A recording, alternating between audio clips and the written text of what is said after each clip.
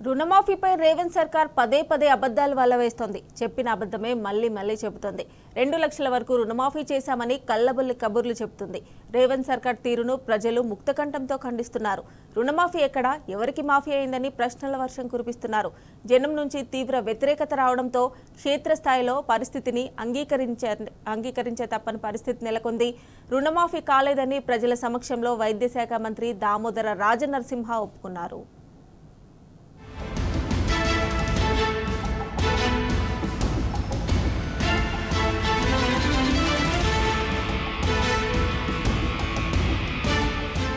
రుణమాఫీ కోసం రైతులు కళ్ళు కాయలు కాసేలా ఎదురు చూస్తున్నారు.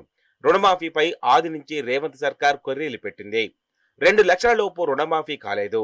లక్ష రుణమాఫీలో ఎక్కడ లేని ఆంక్షలు విధించింది. పేర్లు తప్పున్నాయని, బ్యాంకు ఖాతా సరిగ్గా లేదని ఏదో సాకు చూపింది. రాష్ట్ర వ్యాప్తంగా గ్రామ సభలు జరుగుతుండగా ఇదే అంశంపై ప్రజలు నిలదీస్తున్నారు.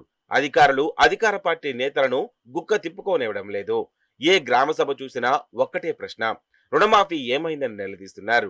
దాంతో ఏం చెప్పాలో తెలియక అధికారులు నీళ్లు మింగుతున్నారు. కాంగ్రెస్ ప్రజాప్రతినిధులది కూడా ఇంచుమించుగా అదే పరిస్థితి.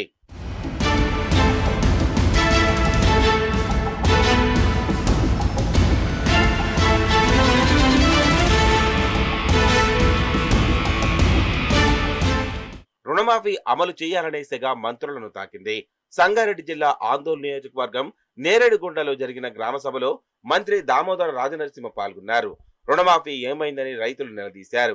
మాఫీ అంతా ఉత్తేదేనని మండిపడ్డారు. అన్నదాతల్లో ఆగ్రహాన్ని గుర్తించిన మంత్రి దామోదర రాజనరసింహ వాస్తవాన్ని అంగీకరించారు. రైతులకు రుణమాఫీ కాలేదని ఒప్పుకున్నారు. రుణమాఫీ గురించి మంత్రికి తెలిసొచ్చింది.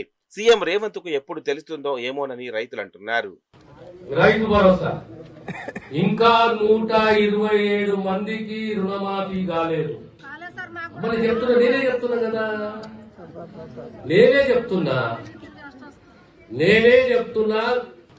రైతు భరోసా ఇంకా 127 మందికి రుణమాఫీ కాలేదు. నేనే చెప్తున్నా ఇంకా 127 మందికి రుణమాఫీ కావాలి. ఆ రుణమాఫీ కూడా పూర్తి చేయాలి. సమస్యల గురించి గ్రామ సభల్లో ప్రజలు నిలదీస్తున్నారు. రుణమాఫీ ఒక్కటే కాదు, పెన్షన్లు, ఇందిరమ్మ ఇళ్ల గురించి ప్రశ్నలు సంధిస్తున్నారు. జనాల నుంచి తీవ్ర ఆగ్రహం వ్యక్తం కావడంతో ప్రభుత్వ వైఫల్యాన్ని మంత్రి దామోదర రాజనరసింహ ఒప్పుకోక తప్పలేదు. నేరేడుగుంటలో 150 మందికి రుణమాఫీ జరగాల్సి ఉందని చేసిన తప్పును అంగీకరించారు. కానీ సీఎం రేవంత్, డిప్యూటీ సీఎం బట్టి విక్రమార్క, ఇతర మంత్రుల తీరు మారడం లేదు. రుణమాఫీ జరిగిందని అవే అబద్ధాలు చెప్తూ కాలం వెళ్లదీస్తున్నారు.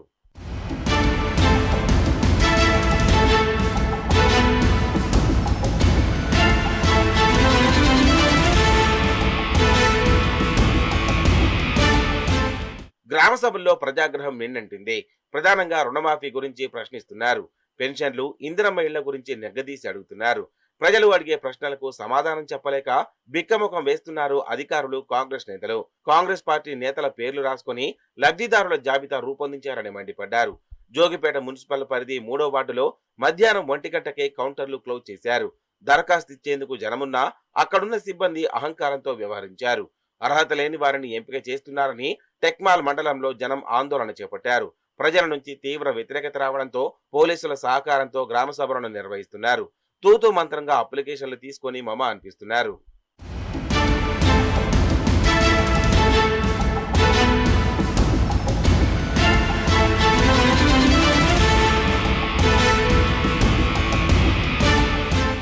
ఆరుగాలం కష్టపడి పంట పండించే రైతులు రుణమాఫీ కోసం కళ్లలో ఒత్తులు వేసుకొని చూస్తున్నారు.